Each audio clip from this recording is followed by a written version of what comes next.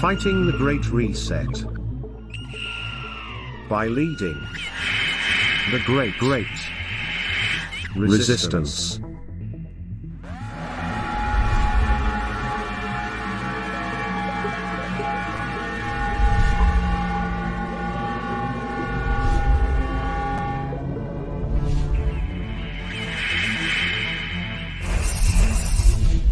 Maverick News. The antivirus programs for your mind.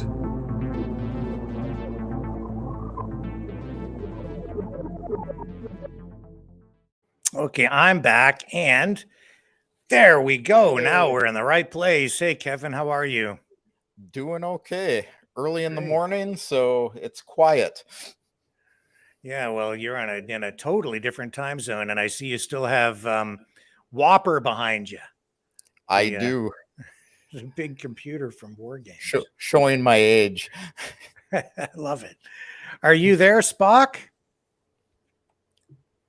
That's Lori's name when she's not only in the system only by audio. Like she's Spock's brain. Spock's brain. Roger that. I am here, but I am busy sending an email to Paul, our next guest. Okay. Making sure he's ready. Good. I see you got Kevin. I just sent you an email, Kevin. Please disregard. We're having technical difficulties today, but you guys chat for a minute and I'll be right with you. Okay, Spock. Over and out. Roger that. I'm glad you're here because we need your expertise tonight, especially, I want to talk about this whole Wagner thing in Russia. I want to talk about this unrest in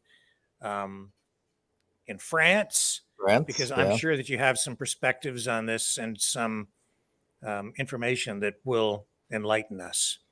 Let's start with what happened in Russia. Well, take everything you heard in the West, including some of the major military analysts, and throw it out the window. Something happened. I just happened to be going through Rostov-on-Don, which is actually where all this occurred.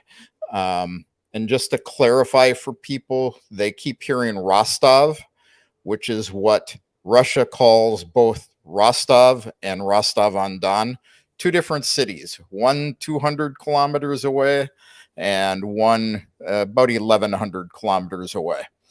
So all this happened 1,100 kilometers. So, 600-700 miles from Moscow. And just happened to be going through there late Friday night, early Saturday morning. And, amazingly, Wagner was in the streets in Rostov-on-Don. But people weren't running up to them, hugs. About the only thing you saw was people mad because they were ruining the streets. Russians don't get excited about things like that often. And, it wasn't as big as it was made out to be in the West. I was in Moscow Saturday, Sunday, and Monday. Yes, the Kremlin was closed off. You could not get into Red Square, and you had to stay on the opposite side of the highway from the front of the Kremlin. So, it wasn't like, miles long closed around Moscow. The roads weren't blocked. Monday was declared as a holiday for security reasons by the mayor of Moscow, but you would have never known it by being there. Now that's an interesting twist, because what we were hearing over here in the West was that it's martial law, that Moscow was locked down, like you said, for security reasons, but they just called it a holiday. Really? Yeah, it's a day off, stay home. There you go. It's not an emergency. It's a holiday. Just stay home. Yeah. Okay. we were sofa shopping on Sunday, and we were asking people all over. It's like, well, are you open Monday? Well, yeah. Why? So, well, it's been declared a day off for security reasons. Oh, nah, I'm working tomorrow. And, literally, I had people pinging me in Telegram and saying, oh, don't go to the Duma on Monday because they're closed. You know, I aired an That tells me interview they that I had every indication that something was going to happen before it happened. yeah, I had the indication that I was going to go to the Duma and I was going to record an interview and I was going to stream it tonight. So, and that's what happened. People were coming and going, no questions asked. It really, other than, the Kremlin itself being cordoned off, nothing was really going on. There were not tanks in the streets. There were not, I've seen reports about armored vehicles on the streets of Moscow. Saw some video that purported to be that. Yeah, I was watching Rick's video on France in the other channel, and looked a lot like what they were claiming was Moscow. Right. That's right. That's true. Yeah. I can tell you that there were no armored vehicles and tanks and armed men in the streets of Moscow. Even with the Kremlin cordoned off, there was a great lack of armed people guarding it. Now, I'm sure there were some somewhere, but right. No more than. It was interesting. You're right, Kevin. I was watching like some live cams of buildings around the Kremlin, just kind of keeping an eye on the Kremlin that day, and traffic was moving normally. People walking around. It looked like just another day in Moscow. So I'm sure the building was secure, but like you say, it was kind of invisible security, which is the best kind of security. Wouldn't you agree? Yeah, I mean, there were some people trying to walk through the Red Square. You could not get in. All the door. They have this gum shopping center on the edge of Red Square, and you could get into the shopping center, and I could literally throw a softball from there to the Kremlin building, the yellow building, and this is how close people were. Now, the doors were locked. You couldn't go out there. There were police out, but no military. Yeah, I talked to, we were doing a big Twitter space as all this stuff was unfolding. I was on with Mario Nuffel, and we had like millions of people tuned in as this whole thing was unfolding. And of course, you had the alarmists on one side, the pro-NATO, pro-Ukrainian crowd, guys like Malcolm Nance, who were predicting the end of the world. There'll be a new president in Russia by sundown, that kind of thing. But then we had people like Tara Reid, my friend Tara Reid, who joined that space. And she's like, I'm walking around Moscow right now. I don't see any tanks. I don't see any troops. I don't see anybody panicking. Everything's normal. Most places are open. Just went for lunch.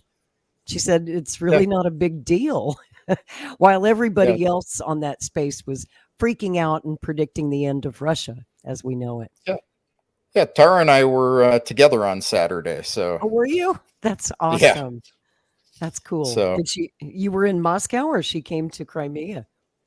No, I was in Moscow. That's how I ended up in Rostov-on-Don. Friday night I was on my way to Moscow for Saturday to. We were recording some TV shows. Very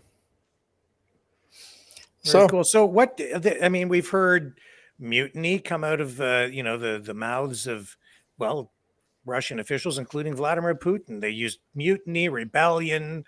I think maybe not the best choice of words. And here in the West, we're hearing heard the word coup, or attempted coup. What do you make of it all from your end? It was definitely, I wouldn't call it a coup. A coup wouldn't have been successful. It really, it was about Prigozhin and money. A lot of people don't know that when Russia accepted the Donetsk and Lugansk territories into the Russian Federation, Wagner became illegal. They could not legally operate in that area because private military companies aren't allowed to operate on Russian territory. So they did have a contract with the Russian government through May of this year to provide security and to fight. But because they were now illegal, unless they were under the command of the Russian Federation Ministry of Defense, Prigozhin refused to sign the contract to put his men under the military because it would have cost him money. So he had close to a $1 billion deal with the Russian Federation over fighting in Donbass. I don't remember the exact figure, like $900 million. And, you know, this is why he started jumping up and down in March and April about not having shells, not having weapons. No, he apparently had weapons because he turned them against Russia.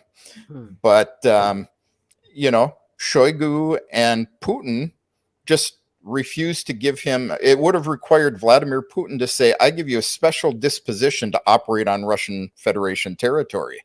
And constitutionally, it can't happen. And Putin follows the law. So he wasn't going to make exceptions. My belief, and this is the information I've gotten from insiders I know, is that Prigozhin was just being greedy and he wanted this new contract signed. And come May 1st, when his contract was no good, Shoigu just let them use up all their weapons and bullets. So go home.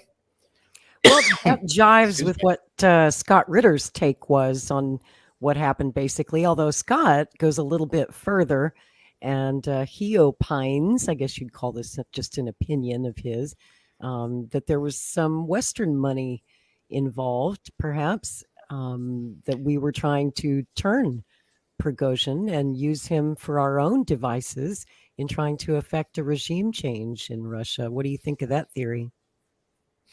You know, I think it's a possible theory.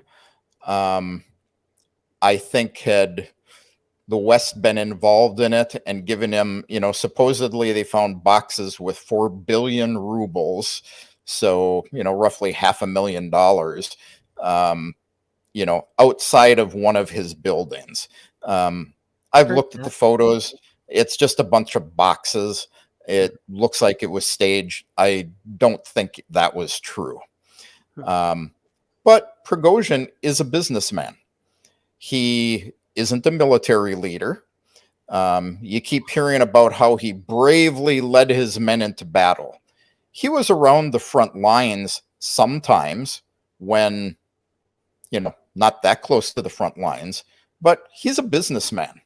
And to lose that amount of money, you know, just wasn't acceptable to him. Now, the CIA, you know, yeah, they've made a great point of saying we weren't involved. But of course we have, you know, like Blinken saying that, you know, they could have used that to their benefit. There is proof that Prigozhin was talking to the SBU. So, you know, it's likely something was going on. I don't necessarily think the United States was funding him, or he would have had a lot more American weapons to fight with. You would think. But we don't really know what he had, do we? In terms of weaponry and where it came from? I mean, we assume he was stockpiling secretly weapons for months. Well, yeah, he had some tanks with the V on it, so they were, and the Z, so he had tanks from Crimea and, you know, stuff that had been around in Donbass for a while. You know, but what did he have? We don't know. He shot, you know, some helicopters out of the sky. 12 Russian servicemen died in that. Prigozhin claims that there was no bloodshed, which is a lie.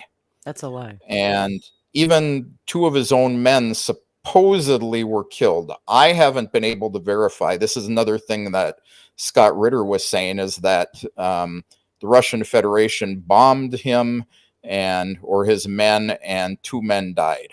I can tell you from being in the Channel 1 TV studios on Saturday, I've seen the proof that the Russian Federation did not strike his camps in the rear of the lines. He was on the 3rd line of defense, so quite a ways back, and Russia did not bomb him. Thanks for confirming that, because there's been a lot of speculation about who actually attacked that camp, or if the camp was attacked at all. It was very hard to tell in the video what had happened there. The trees didn't appear to be burned. I had a lot of questions when I saw that video. The information I've seen is there just wasn't an attack.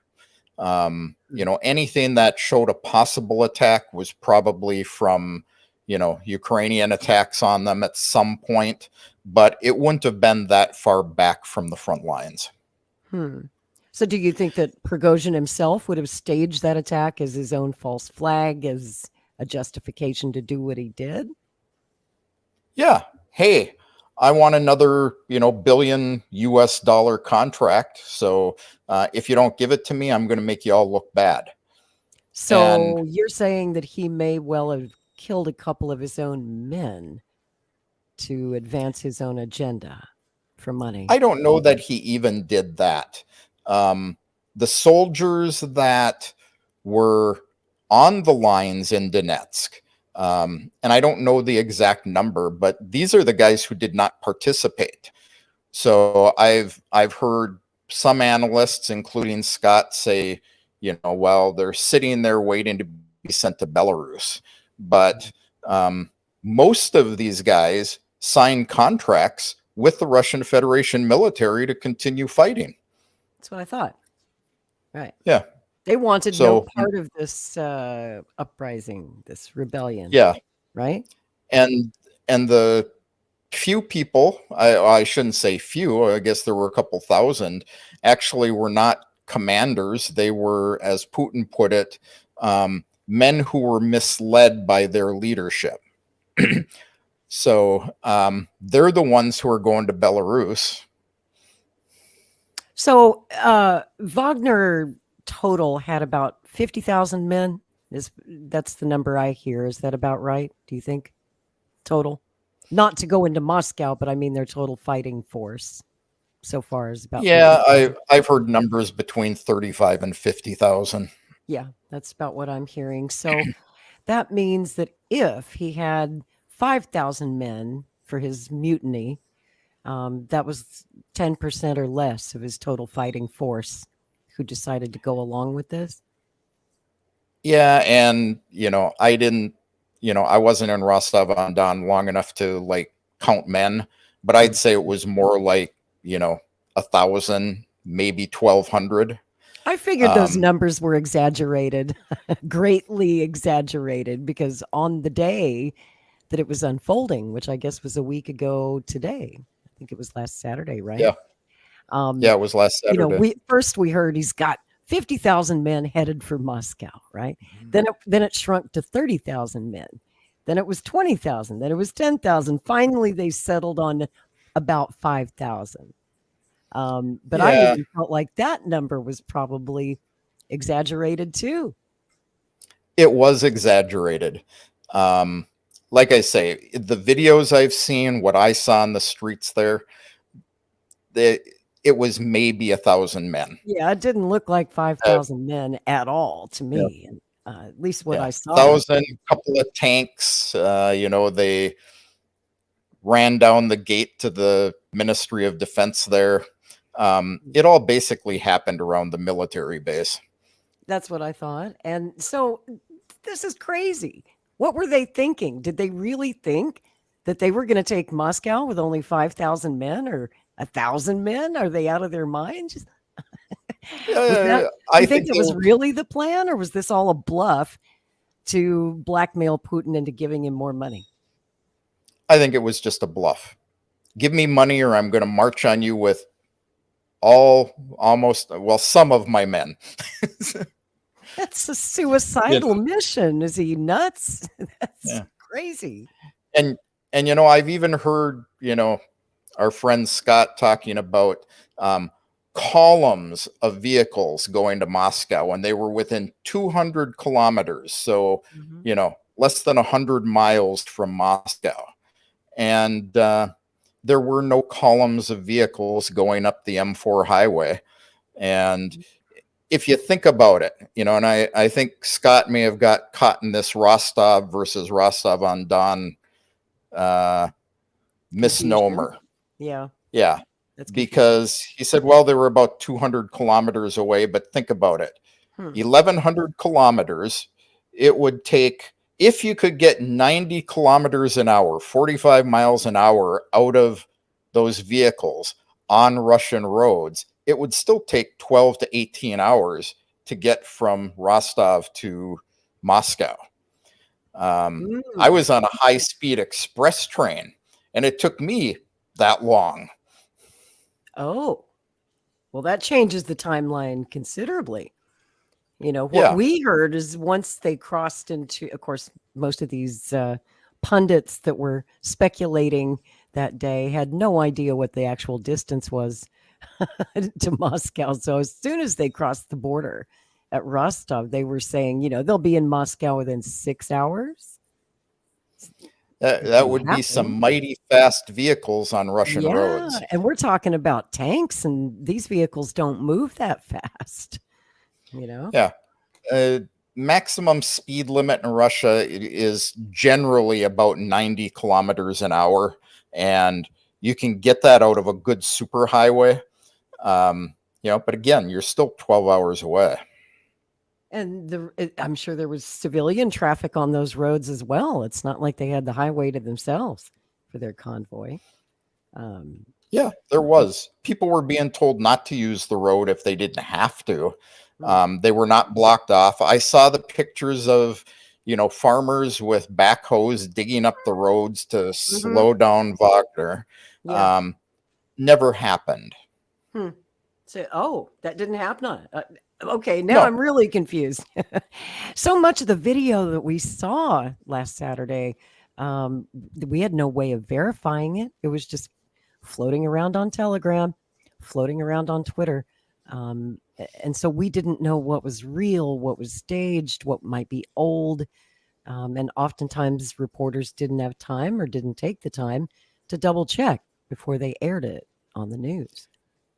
Well, it's pretty hard for them to verify facts in Russia when most of them aren't willing to come here and they want to do their analysis from the other side of the ocean. We're sitting in a hotel room in Kiev. Yes, sitting in a hotel in Warsaw pretending they're in Kiev. Yes.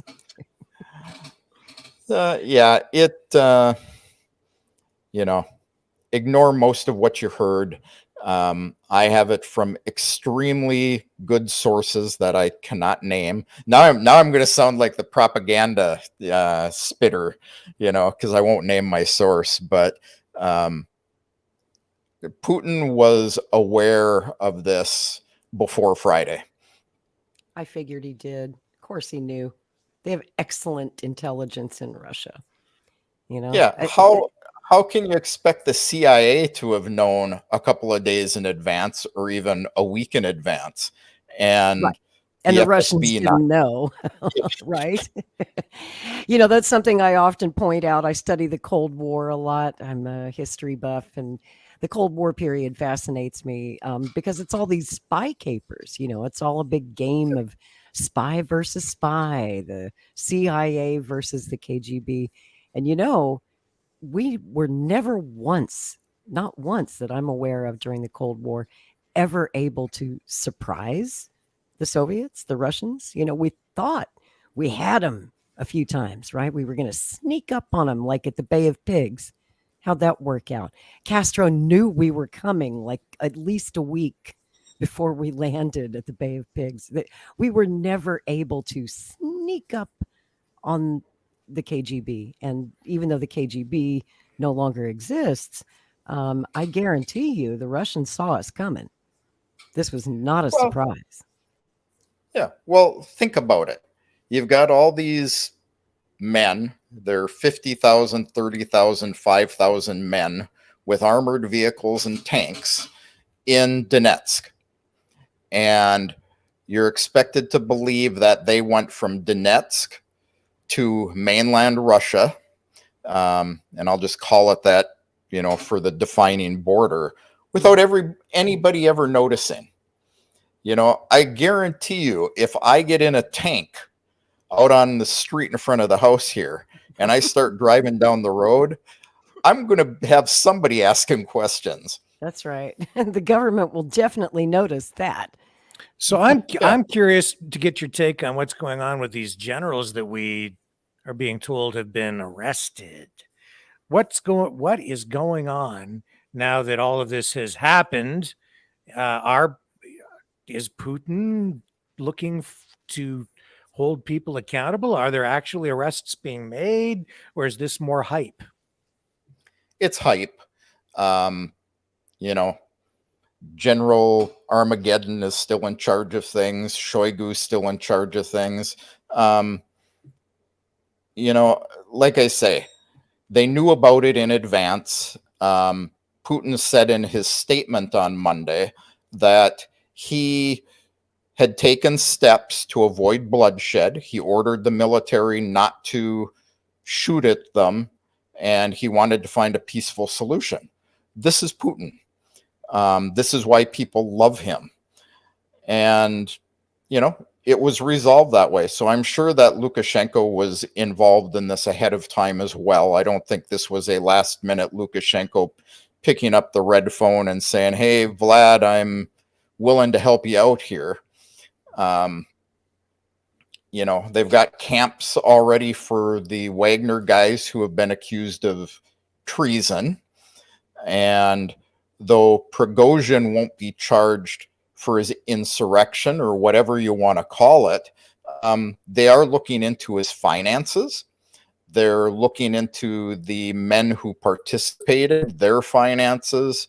They're interviewing everybody and they're asking, what went on. And I think you will see some of these guys charged.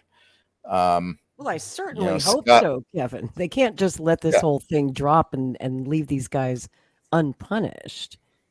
You just can't do that. You have to make it clear that this is not going to be tolerated or it'll happen again. Yes. Scott gave his opinion that, Putin would poison him or, have him thrown out a top floor window, something like that. I won't go that far. I heard him say that. Yeah, I don't believe that really. No, I don't either, because that would be a propaganda win for the West. If Putin harms a hair on Prigozhin's chinny chin chin, or if he kills him, they'll say he's another Stalin. They'll say he's a brutal dictator. You know what they'll say. So I just think he should punish him legally with a long prison sentence, though. That's just I think banishing him to Belarus, putting him on the border with Ukraine, and making him and his men train the Belarusian military is like putting him in prison. Now, he is keeping some of the Wagner business. He has contracts in Africa for security there, and he's still being paid for that. But, greed is greed. I want more. The more you have, the more you want. Right. Yeah. So what next, do you think? I think it's all done and over with. When I first heard it Friday night, I said, this will be all done and over with within 24 hours. And it was. Mm-hmm. Yep. The heightened security in Moscow, like on Monday, even around the Kremlin is closed today even, is because they believe that there could be some stray guys running around. But it's not the military that's visible. It's the police. I was outside the Duma on Monday, and what we see is, they're checking everybody who goes into the Duma. This is normal, but they had, two guys and an undercover guy walking up and down the street in front of the Duma with AK-47s or AK-72s, on their arms. So I saw two military guys Monday. Can't blame them. That's exactly what they should do. I mean, we know for months now, and the attacks have ramped up across the border into Russia proper. This has been increasing in severity and regularity. And then on Victory Day, before Victory Day, we had that drone attack on the Kremlin. We know that the Ukrainians were sending drones at Red Square on Victory Day. I mean, they're really looking to do something big, which also leads me to ask you about the latest on the nuclear power plant, the Zaporozhye. We're hearing that, well, of course, in the West, they say that Russia's going to blow up their own nuclear power plant, which I, of course, do not believe, but I would tend to believe that that might be the Ukrainians on our orders or with our backing. And this NATO summit is coming up, which makes me wonder if they're looking to concoct some kind of big false flag incident to kick this war up a notch during that NATO summit. I keep hearing about these, supposed false flags that Russia is going to commit. The dam. Russia blew up the dam and wiped out their own positions. They're going to blow up the nuclear power plant, radiate their own territories that they fought hard for at this point, destroy the water system in Crimea, with the radiation. Doesn't make any sense. And we heard last year's NATO summit was the same thing. Something big is going to happen. The West is going to provoke Russia so that they can bring NATO in. I will sleep well during the summit regardless. You don't seem at all worried. You're cool as a cucumber, as usual, Kevin. What's to worry about, What did somebody tell me the other day? One of the guys I was talking to said, well, what got you to move to Crimea? You moved to a dangerous place. Well, Moscow's dangerous right now if you're worried about 3 drones versus 50 a day going the other direction.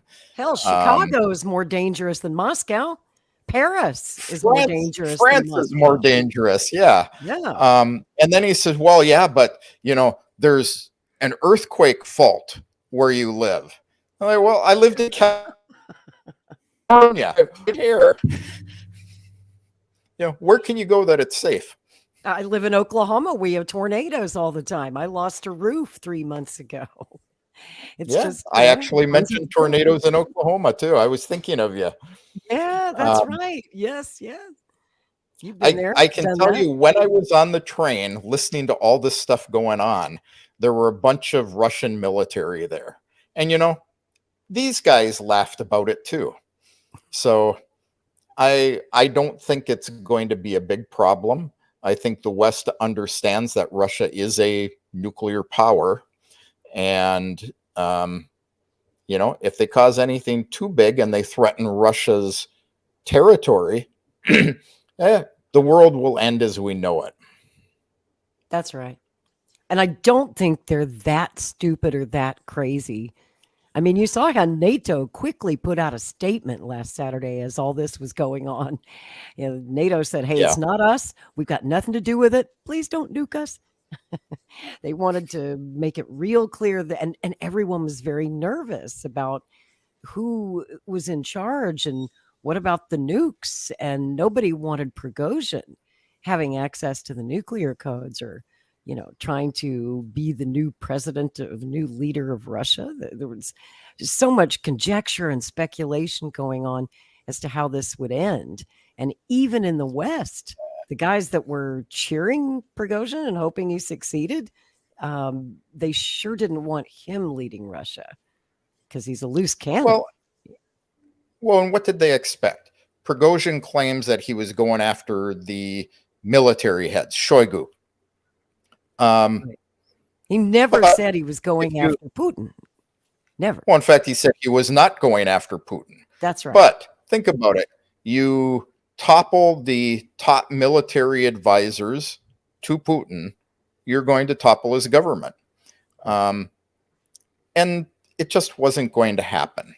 They had already made preparations. Putin kept his calm. He, I hear people saying, well, why didn't he just wipe them off the face of the earth? Because he cares about human beings. I will give you options. And if you don't want to take those options, then I'll deal with it. So can we kind of shift gears here a little bit? I'd like to get some thoughts regarding what's going on in France. I agree with what you were saying earlier. I don't think it has a lot to do with, one teenager being killed. It makes me think of George Floyd. We had all these riots in the United States based on, the killing of one guy, but, there was a good amount, just like in France, mob mentality. And, you've got the frustrations with the government been going on for, the Yellow Vests have been protesting about this for 2 years now? Yeah.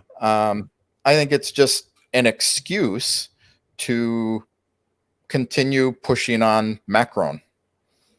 I don't know how he got reelected with so many people who dislike him, but I don't think the way they're reacting to the protesters is going to buy him any friends.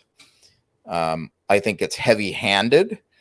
The video you were showing a little while ago, they had some armored vehicles out there. Gee, it looked like Moscow, supposedly. But, all the stuff blowing up and whatnot was fireworks. That's right. Somebody lit a big pile of fireworks. That's right. I mean, they have burned vehicles and some buildings have been set on fire, just like we saw with a lot of these, we've seen in the past with Black Lives Matter protests in the United States. It's a very similar kind of thing, I think. And I'm not there. I don't know how much of it is real and how much isn't. But I think a lot of it is staged for effect. So who do you think is behind that kind of propaganda or information warfare? Or is there any way to know? I don't know at this point in time to really know. If I was going to guess, it would be the same guys that have weakened Western Europe over Ukraine. The same three-letter friends in Washington, D.C. Yeah. They seem to be behind everything. Yeah, and they seem to have it's like they leave their fingerprints all over it, or a signature. You can just it's a pattern. It's a brand. It's what it is. Yeah. And the media. I mean, that, like I say, that video you showed, it was obvious. There was a fire in the background. There were things going off. It was fireworks. So, how much of that was the media staging it? It's kind of like, the BBC reporter laying in the trench in Ukraine, talking about being shot at and he was in danger. And then the old babushka comes walking by with her shopping bag, That's right. That's right. Yeah. It made you watch it though, didn't it? It did. Yeah.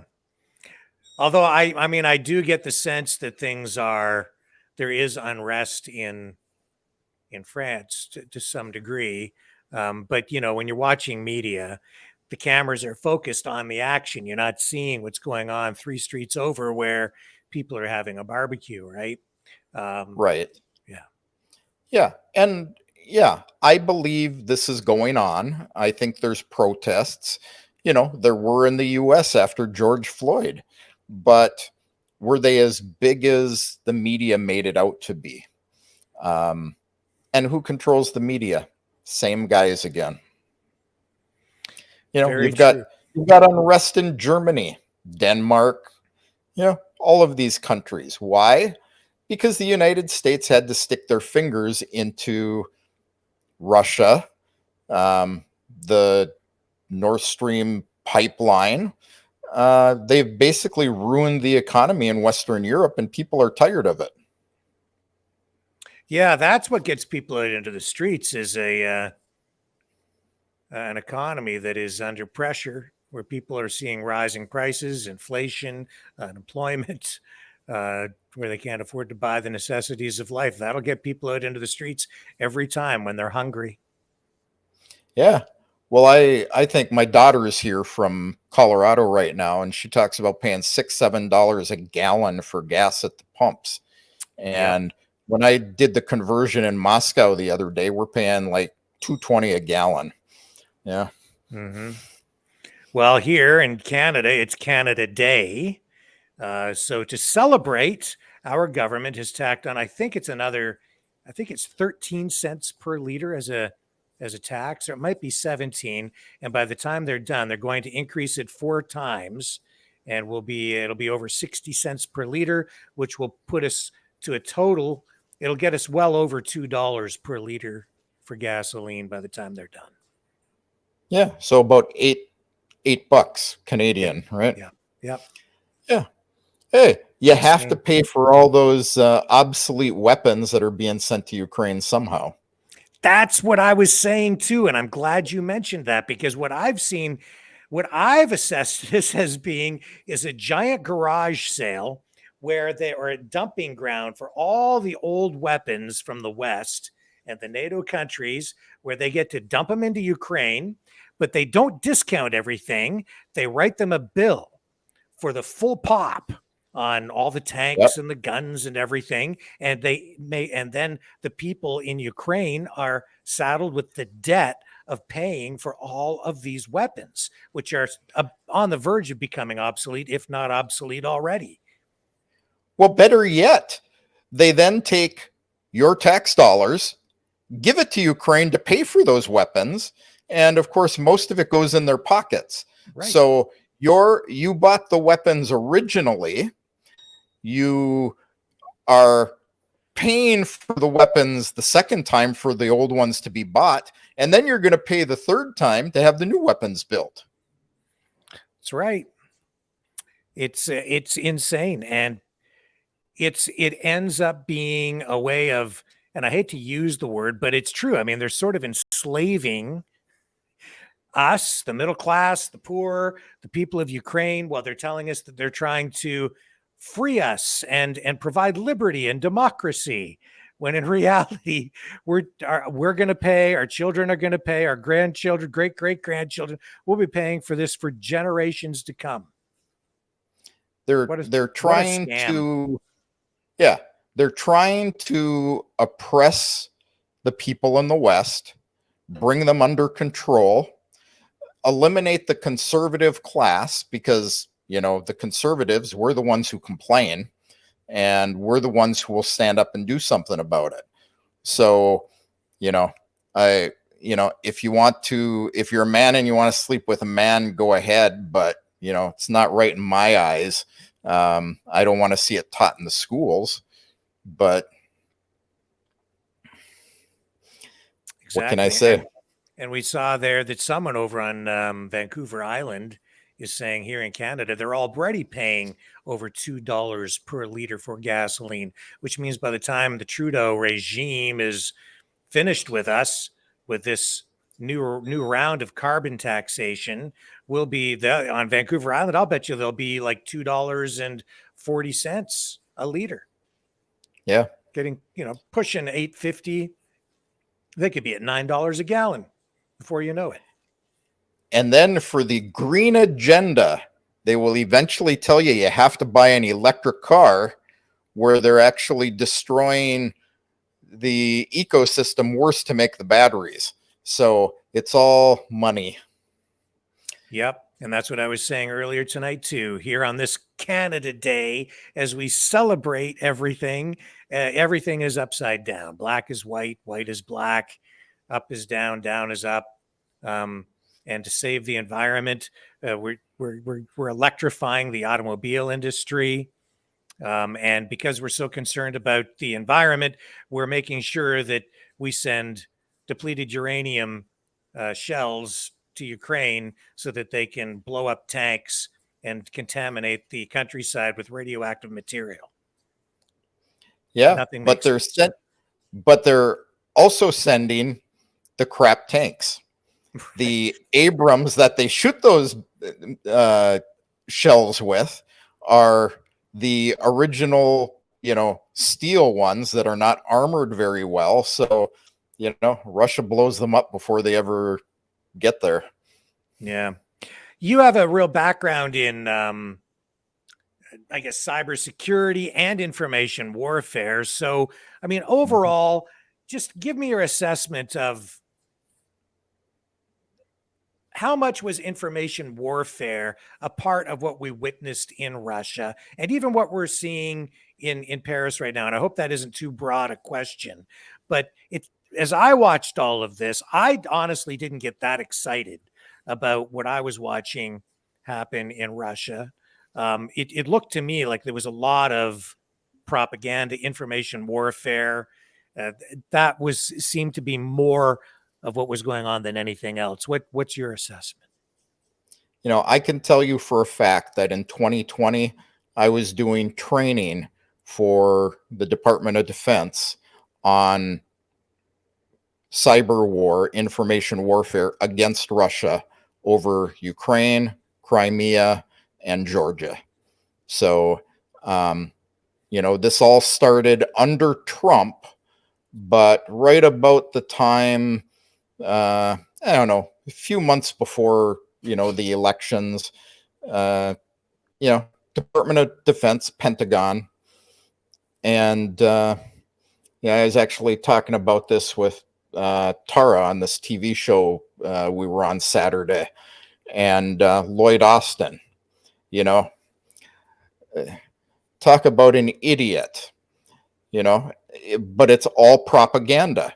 He was appointed by Biden, and they had this sexual abuse scandal come out immediately. And he went on the media and he said, I am going to get to the bottom of this. I'm going to look into it. We're going to prosecute people for this, and I'm not going to tolerate it in my military. What has he done about it since? 3 years later? Haven't heard a zero. thing. Yeah. You still in the U.S. military have the sexual assault cases. My research on it is the cases have gone up and the prosecutions have gone down. Right. Like to the tune of 10 or 11%. The cases going up and prosecutions down close to 30%. Right, because prosecutions bring with it bad press. That's what they don't want. But it's propaganda. Let's get out there. Let's get ahead of it. And, the whole Russia thing, lot of propaganda. The West trying to make people, say Putin is weak. He won't be president in 48 hours. His military will go against him. But I can tell you, in front of that Duma building, there were people protesting at both entrances, front and back. And they had signs. They were calling for the Duma to pass laws to give Putin all the power to put down Wagner. I believe that. And I was going to ask, I don't know if you've heard anything since in this past week, but have any opinion polls been conducted there in Russia, kind of taking the temperature of the people? Do they stand behind Putin more than ever before now, or is some public support slipping after this incident? Are you hearing anything yet on that? That's interesting you ask, because my daughter was working at the Levada Center over the summer, and that's what Cool. they do. Yep. That's And what they do. Biggest polling organization in Russia, right? Levada? Yeah. Mm-hmm. Yeah. Like the Gallup poll of Russia, basically. The Gallup poll of Russia. Yeah. Support for Putin has actually gone up. I believe it. That's what I thought would happen. Yeah. That's what I've been saying ever since this happened. I'm like, watch. I was following a more than I was ever. following a car. Yeah, I was following a car the other day, and on the back of it, it said, "Those who cancel Tchaikovsky listen to Wagner." Ah! And when I posted this picture, I had people saying, "Well, that seems to be pro Wagner." And it's like, no, you don't understand. It is a Russian slap in the face to the United States and Western Europe. You cancel Tchaikovsky, you will believe what he says. People here do not believe it. And we definitely don't listen to Wagner. That's Nazi music, right? We don't cancel it. We just don't listen to it. Russians don't care. They listen to it anyway. Do they really? I thought Wagner would bring back bad memories for Russians. They wouldn't endorse it. Wouldn't want to hear it. I don't know. It's classical music. Russians don't pay a lot of attention to that. You don't hear about things like France over here. It's not in the news. They don't care. The politicians pay attention. People like, us, we pay attention because we're looking for stuff like that. But just give me some of the Seventh Symphony by Shostakovich and my heart swells. I would think that makes the heart of every Russian swell when they hear that symphony. And I'm an American and it still gets me, Yeah. I don't know. It's and the Russian national anthem is one of the most beautiful pieces of music I think ever written. One of the most beautiful melodies I've ever heard. You don't have to be Russian to be moved by that piece of music. Well, you know what I like? I like the fact that you don't care. I like that too. I wish I could be more like you. I mean, I've been sort of in a not caring mode a little bit with some of this stuff, but man, you are just cool as a cucumber. You're like my dad, actually. He just doesn't care. Yeah. You get a little older, you just kind of don't give a shit. It's the key to a long life. Whatever happens, you're a lot less stressed out. Yeah. Yeah, I get excited over other things, but like my contractors, having to redo their work 3 times, but it's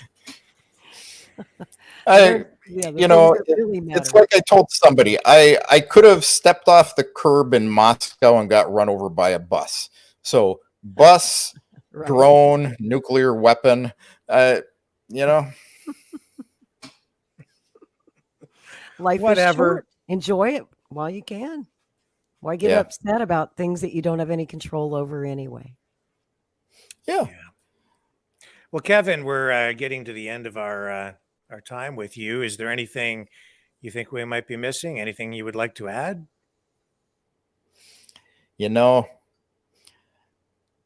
All I can say is people should really take a look at the Russian government, how they operate, the people that are their representatives, the members of the Duma, and really, rather than listening to the propaganda about them and the things the mainstream media puts out, look and see how they actually work.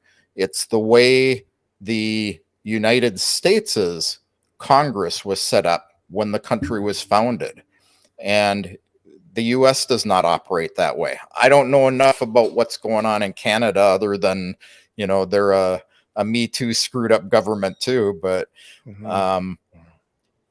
I reached out to one of the Duma members back about 2 months ago, and I said, "Hey, can I interview you?" And believe it or not, on social media, she replied to me and she said, "Sure." And had a good interview. She talked about why she ran for office. She ran against men. She was elected by the people in her region, Altai region. And she says, now it is my job to show them that they made the right choice.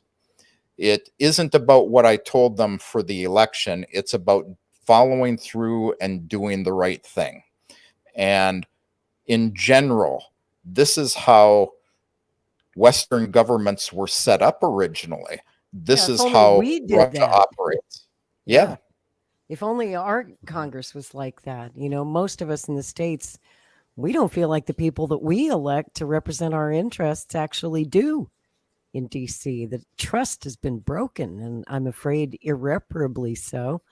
And if there's one message that I take away from what has happened in Russia, not just over the past year and a half, but over the past week, in a time of crisis like that, how the people rallied behind their president, put their trust and their faith in their government, which they already trust. I mean, it's astonishing to compare between Russia and the United States, and probably Canada too, how much the people of Russia trust their leader, trust their government.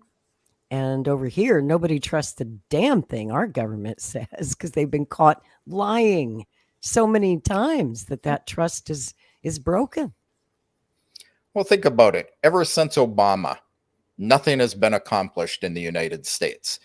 You have Democrats leading one house, Republicans leading another. They fight, they don't accomplish anything. Next election, they swap it, they fight, they don't accomplish anything. You know, you don't see that here. I'll send you the governments have to earn trust. And, yeah, you know, I make this argument, which is not popular with a lot of my fellow Americans. I say that we should get rid of term limits. This is the time when everyone's crying for term limits. They want more term limits on Congress, because we've got all these old people like Dianne Feinstein and Nancy Pelosi in power, and they shouldn't be. But to me, I think term limits were a mistake. When we passed the 22nd Amendment in 1947, that was to prevent another FDR. And FDR was elected by an overwhelming majority of the voters 4 times. President Putin in Russia has had more than 20 years now in power. He's coming up on almost 25 years in power, off and on. I know he took a few years off because of the Constitution there and then came back, but the Constitution of Russia has been amended. So now next year he can run again. He'll probably win again. And he may be in power for another 20 more years. And I would argue that that's actually good for the country, not bad for the country. You know, here in the States, we can't have a president serve more than 2 terms since we passed the 22nd Amendment. I think that only empowers the deep state, the permanent government. While we change leaders every 4 to 8 years, they continue to run the show. I would argue that a strong leader like Russia has, who's in power for a long period of time by the will of the people, the overwhelming majority of the people keep reelecting him and clearly want him to run the country. I kind of wish we would go back to doing that and just get rid of the 22nd Amendment.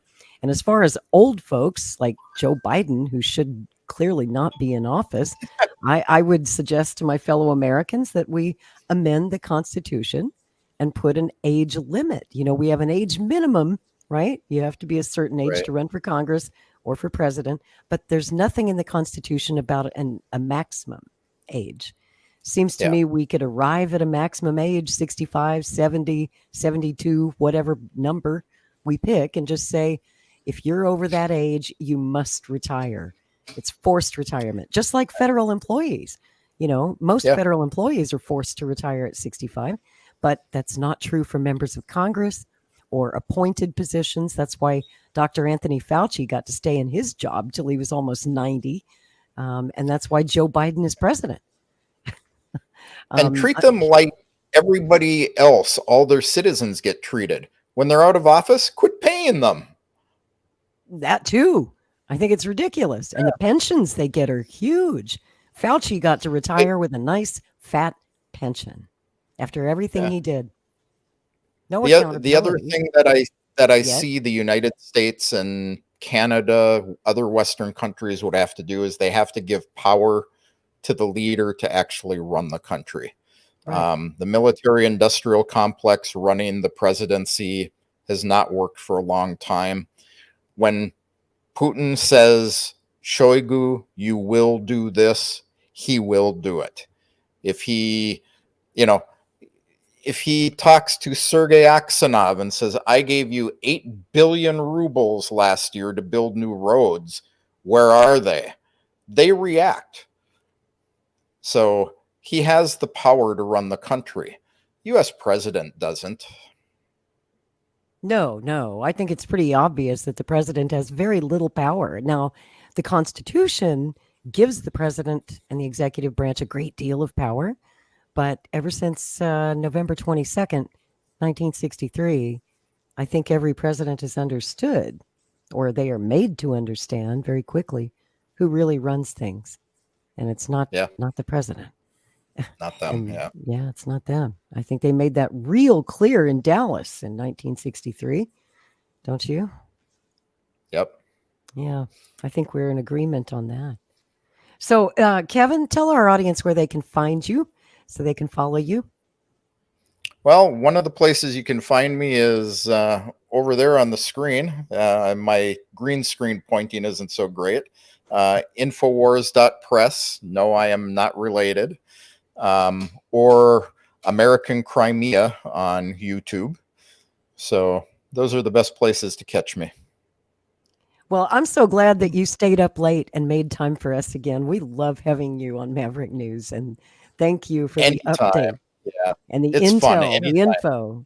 And I think you're right. Your analysis so far is the most logical, the most reasoned, dispassionate, and just the facts, ma'am. And that's what I appreciate about you. So thanks again, brother. I'm just reporting what I see. So, well, greatly appreciated. Thank you both for inviting me on again. And it's always a pleasure. Reach out anytime. I'm glad to stay up with you guys. Fantastic. We will have you back. That's for sure, Seal. Be able to find Kevin here too. Again, appreciate it very much, Kevin. It's been great. Hope you get some sleep. Yeah, I will. All right. Bye. See you, my friend. Take care. Bye now.